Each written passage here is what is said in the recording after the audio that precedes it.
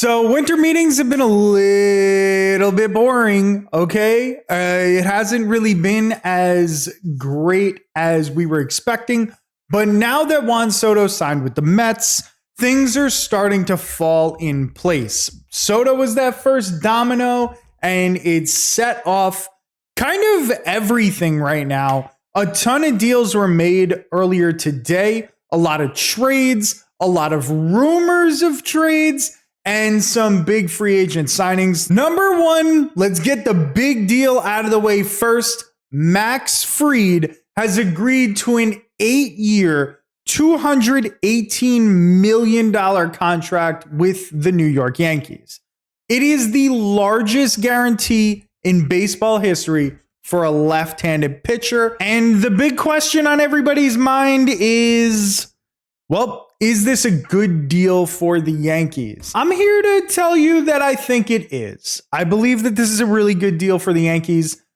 They couldn't re-sign Soto, so they went out and they, I guess, did the next best thing, which was really shore up the pitching. They got Garrett Cole, now Max Fried, who's a certified ace. You got him as the number 2 starter. You got Carlos Rodon. They have Clark Schmidt, Luis Heel. They still have Stroman and Nestor Cortez.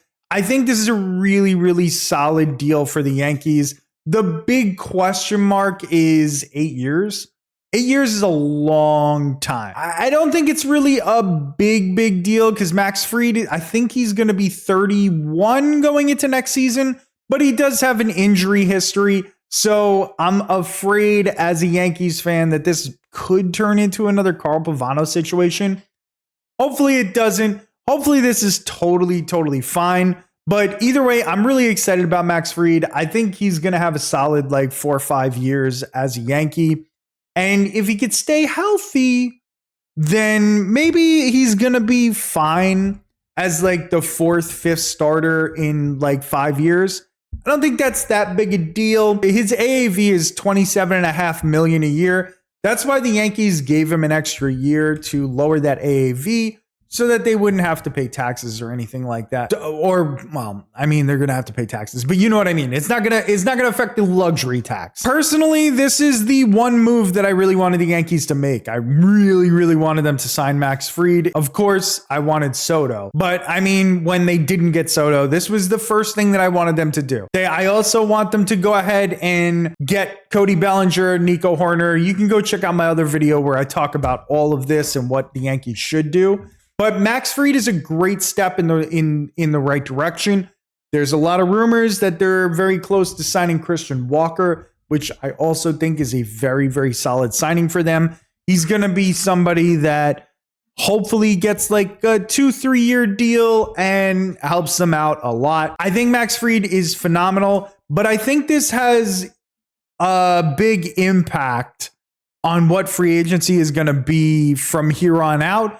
Because if Max Fried got 8 years, $218 million, I'm imagining that Corbin Burns is going to get close to 10 years. He might get a 9-10 year deal. He's going to say, hey, Fried got 8 years. I want more. I want to be a long-term fit for whatever club he ends up going to. I think this is going to have a big impact on that.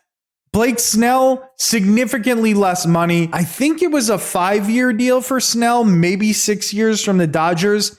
The Dodgers, again, made a really good move by grabbing Snell early on and not letting the market get to this place because Snell has a better history than Fried, considering Fried is a 2-time All-Star, Snell is a 2-time Cy Young winner. Good on the Dodgers once again, but Max Fried coming to the Yankees is pretty big in my opinion. The next news story that I want to talk about is Kyle Tucker, okay? There has been reports that the Astros owner, Jim Crane, doesn't want to go beyond 6 years in an offer to any of his players. He's never done that, apparently.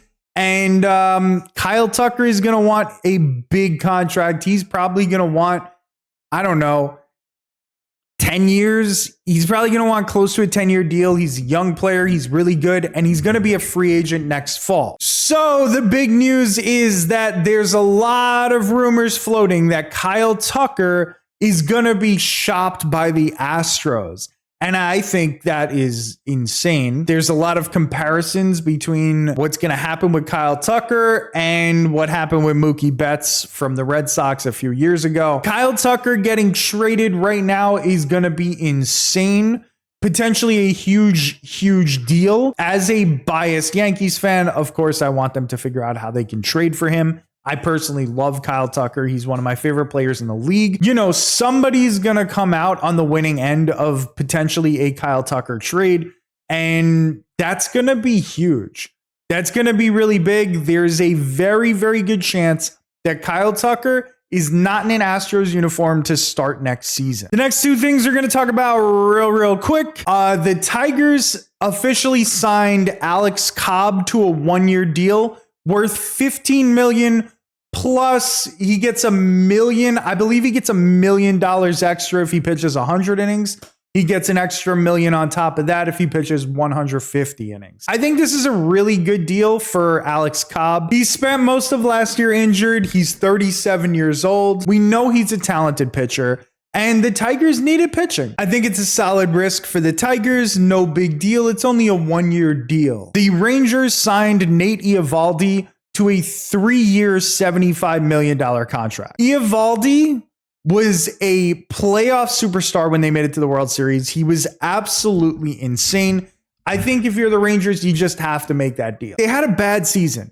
Okay, they had a tough season, but I don't think that that's really going to last. They still have a really good team. They had a really good team 2 years ago when they won the fucking World Series. So Eovaldi getting re-signed by the Rangers, pretty reasonable. 3 years, $25 million a year. I don't think that's bad at all. He's a proven playoff asset, so I like that deal for the Rangers a lot. The next two things that I want to talk about as we wrap up are two different trades. There was one trade that really blew my mind, but let me just talk about this other trade first. The Marlins traded Jake Burger to the Rangers. They got two prospects and Brian Mendoza, the left-handed starter from the Rangers. The Rangers got Jake Burger. That's the guy I know the most about, and I think it's a solid trade. Burger has some decent pop in his bat, and he's got, you know, a little bit of potential. He's not going to be a superstar by any means, maybe never an all-star, but Jake Burger, pretty solid ball player. He's only 28 years old. He plays first and third.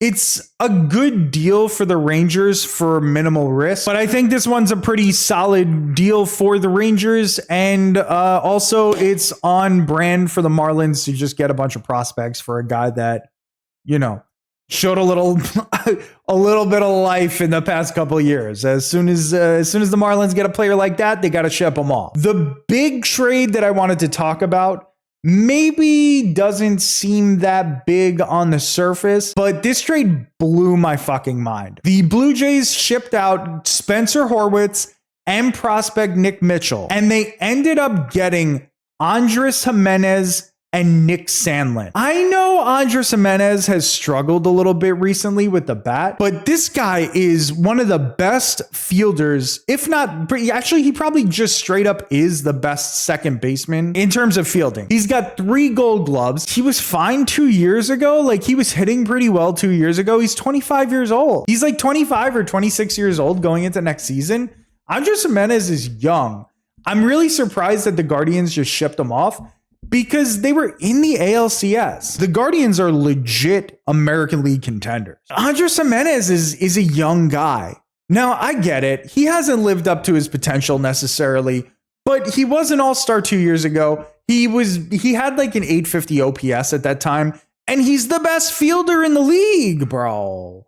So it really shocked me that they traded him. Nick Mitchell is kind of a top prospect, or he was at some point in time. I remember his name running around, but it's still mind-blowing that the Guardians just shipped out Gimenez like that. I was expecting them to stick around with him. He signed a long-term deal with them. Somebody pointed out to me that they don't usually give out long-term deals like that. They don't usually spend that kind of money. So maybe this was sort of a money-saving deal.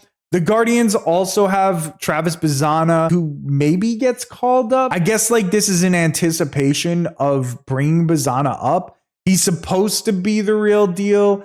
I don't know that he really is. He wasn't like the most mind-blowing hitter at single A plus. Obviously, he was a high draft pick. Obviously, he's got potential. It's just surprising to see them ship off Gimenez that quickly. But, you know, I guess the Guardians also wanted to just get off of that deal because he's going backwards a little bit. That was kind of the crazy trade. I think it's a great trade for the Blue Jays. I think it's worth the risk for Gimenez. I don't know that they needed Nick Mitchell. So I'm excited to see how Gimenez fits in with like Bo Bichette, Vlad Jr. It kind of looks like this is the start of the Blue Jays maybe buying in and really trying to contend. A lot of people were saying they were kind of maybe a little on the fence. It was either time to sell Bichette and Guerrero, or it was time to really make a difference and try to contend and try to win this year. I'm not sure what direction Gimenez really puts them in. It certainly feels like that's a trying to contend move. So I'm very interested in seeing what the rest of the Blue Jays offseason is going to look like. But those were the deals of the day. Those were all the news stories today. Those were the big ones anyway. I really wanted to talk about them because I was excited about the Max Fried deal and I was confused about the Andres Gimenez trade. Figured let's get it out there and let's talk about it. If you enjoyed the video, give it a thumbs up, subscribe to the channel. I appreciate you watching. Have yourself a wonderful rest of your day.